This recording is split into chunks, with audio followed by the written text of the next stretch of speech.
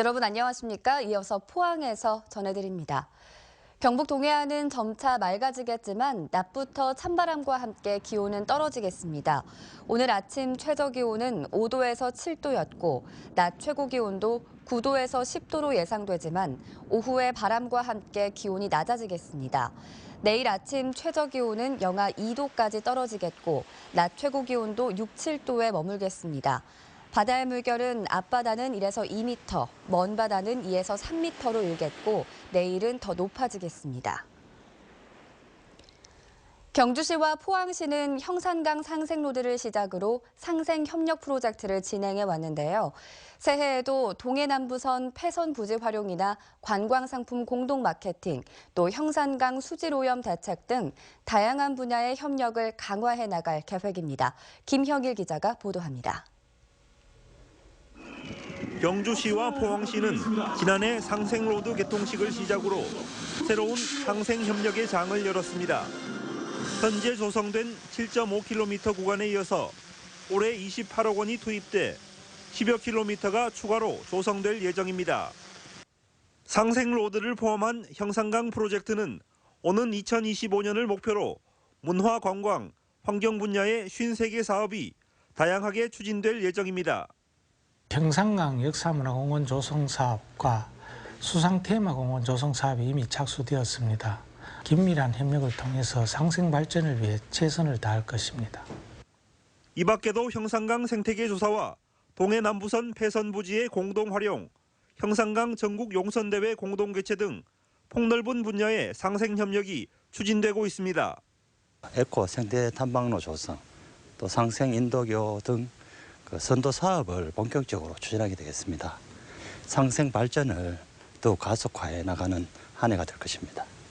하지만 풀어야 할 과제도 많습니다. 1조 원대의 막대한 사업비가 필요한데 충분한 국비 확보가 사업 성공의 필수 조건입니다. 계획은 지금 거창하게 되어 있지만 실제 밑그림이 좀 잘 안 나 있고 예산 확보라든가 경주시와 포항시가 좀 강력한 의지를 가지고 추진을 해야 되는데 추진이 좀 안 되지 않나.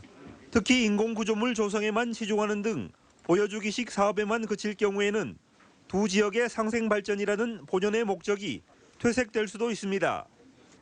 형산강을 중심으로 오랜 역사를 같이 해온 경주시와 포항시가 상생 협력을 통해 새로운 발전 모델을 제시할지 관심을 모으고 있습니다.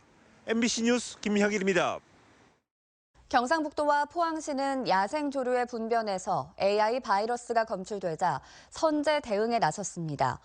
포항시는 지난 5일 장기면 신창리 해안가에서 채취한 야생 조류의 분변에서 조류 인플루엔자 바이러스가 확인되자 10km 이내에 위치한 23가구의 300여 마리 토종 닭을 도태시켰습니다. 경상북도는 지금까지 상대적으로 방역이 취약한 소규모 농가 3,300여 가구에서 3만 8천여 마리의 닭과 오리를 도태시켰다고 밝혔습니다. 국립공원관리공단 경주국립공원사무소는 멸종위기 야생생물 2급인 복주머니란 자생지인 경주시 황룡동 일대를 2035년까지 국립공원 특별보호구역으로 지정했습니다. 복주머니라는 주머니 모양의 꽃이 5, 6월에 피어나고 원줄기 끝에 한 개씩 달리는데 환경부의 멸종위기 야생생물 2급으로 보호받고 있습니다. 경주국립공원사무소는 지난 2010년부터 5곳의 야생생물 서식지를 특별보호구역으로 지정해 관리하고 있으며 무단 출입할 경우 30만 원 이하의 과태료를 부과하고 있습니다.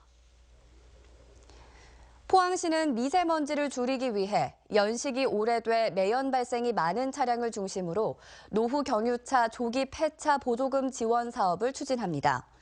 포항시는 지난 2005년 12월 31일 이전에 등록된 경유 차량 120대를 대상으로 오는 10일부터 선착순 접수를 해 1억 9천만 원을 지원하기로 했습니다. 조기 폐차 보조금은 차종과 연식에 따라 차량 중량 3.5톤 미만일 경우 최고 상한액이 165만 원 정도이고 중량이 3.5톤 이상일 경우는 최고 770만 원까지입니다. 포항 스틸러스가 모바일 시즌카드 시스템을 새로 도입했습니다. 모바일 시즌카드는 포항 구단의 정체성을 담은 검정과 붉은색을 조화시켜 디자인했으며 모바일 시즌카드를 발급받으면 시즌카드를 휴대할 필요가 없고 분실 위험이 줄어들어 편리하게 이용할 수 있습니다. 지난해 포항에서 발생한 화재가 전년에 비해 크게 감소했습니다. 포항 남북부 소방서에 따르면 지난해 화재는 모두 281건으로 전년도 370건에 비해 24% 감소했으며 인명피해는 16명이나 줄었습니다.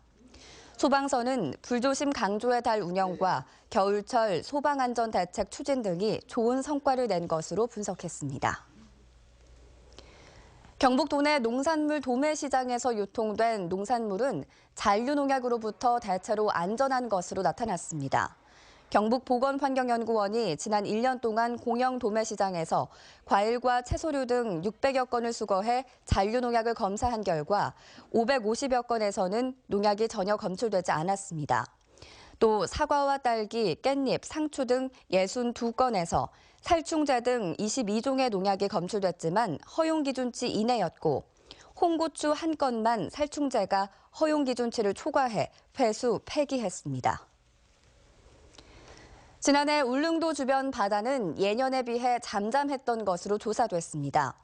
한국해양과학기술원 자료를 보면 지난해 울릉도 주변 바다인 동해중부 먼바다의 풍랑특보 발령일은 64일로 2015년 80일에 비해 16일 줄었고 2009년 이후 가장 적었습니다.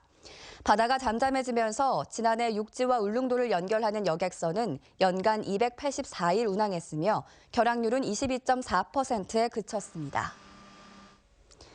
네, 이상으로 포항 MBC 생활뉴스를 마치겠습니다. 여러분 고맙습니다.